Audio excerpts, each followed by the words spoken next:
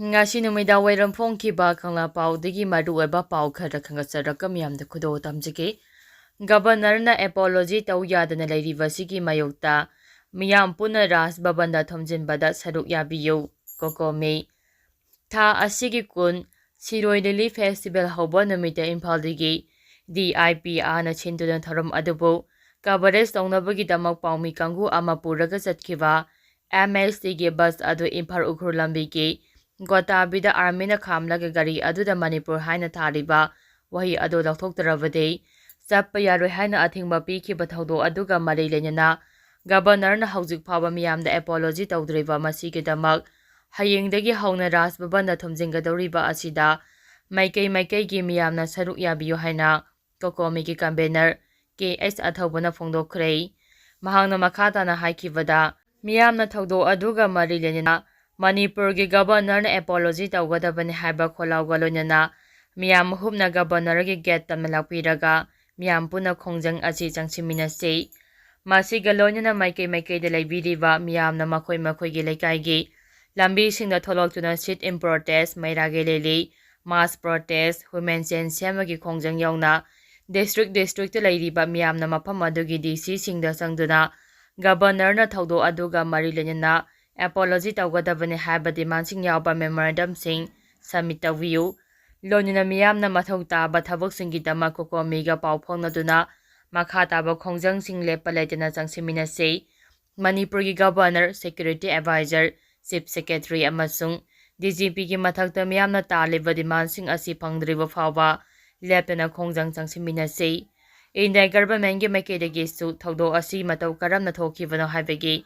chap chaba explanation ama miyamda pigadabani thaudo aduga mari lenana lauthokiba inquiry commission adu chatnaba yaroi hana phongdokhi makhatarapa pauda Siroi singda salai tere ki firal thelambagi thawong yaningdaba phongdorakli Oracle hauzik chathariba Siroi festival asigi manungda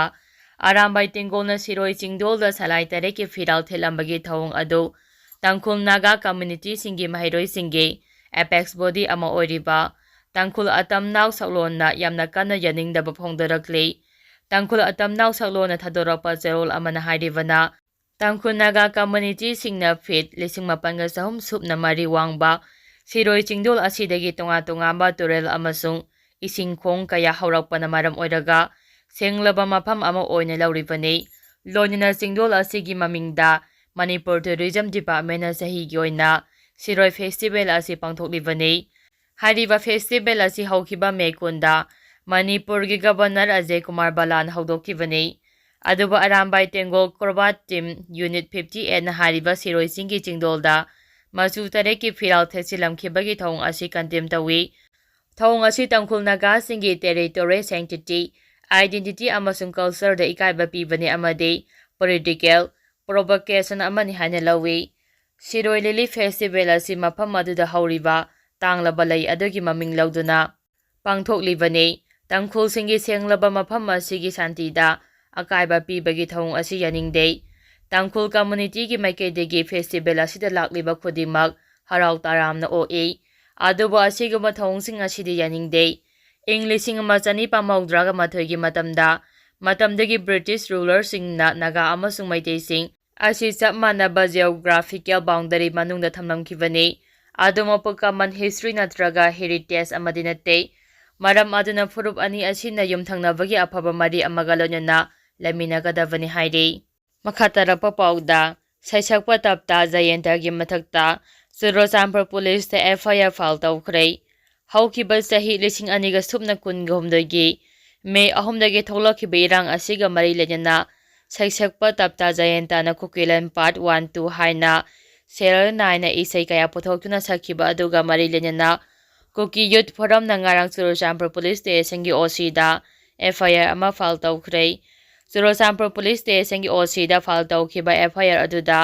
yauribade Bishnupur district ki Moirang Naran Sena mamang lekaidagi Tapta Jayenta Lokrakpram na Kuki Mayam amasung Kuki community singda Kukilan part 1 2 3 4 5 6 7 8 9 10 11 12 13 14 15 16 17 18 19 20 haina mingthonduna isai oina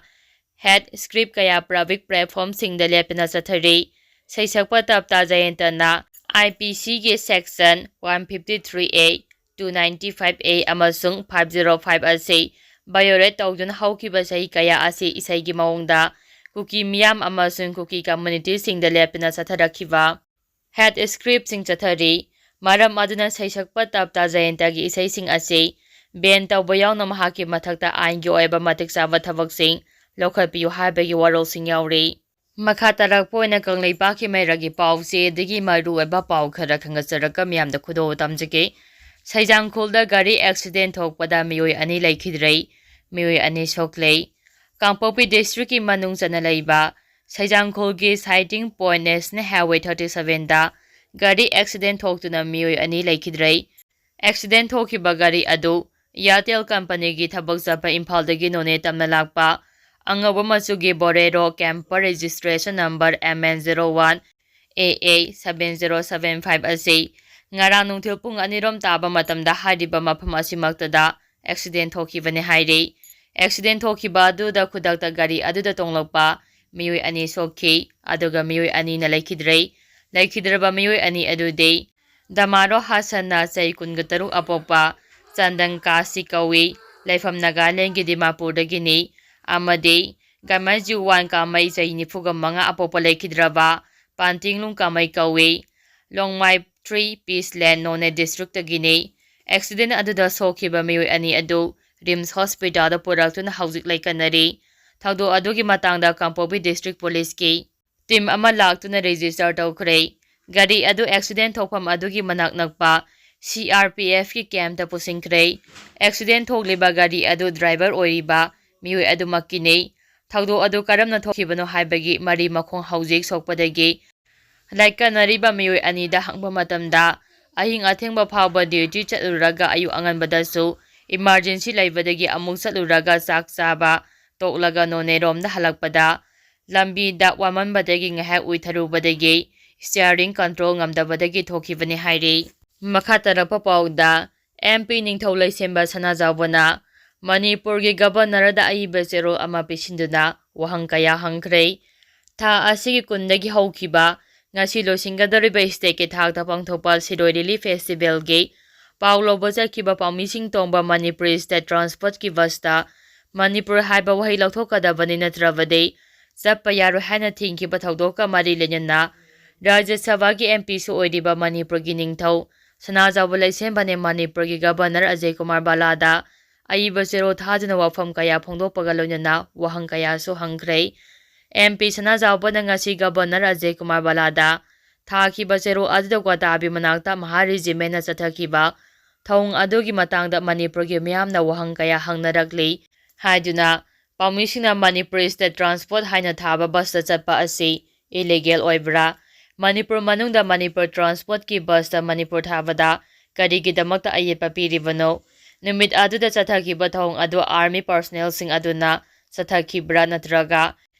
administrative authority ki pautang matung inna chathakibra haiba adu mapungphana thijilaba matungda khangbangamgani maduna trabade hauzik lairiba lenga asina lauriba thaudangda asoba issue ama oirakpaga loinana President Roge lenga asi miyamgi mitta asomba ama oina urakani Manipur gi luraba tampham asida leba asigi security agency singna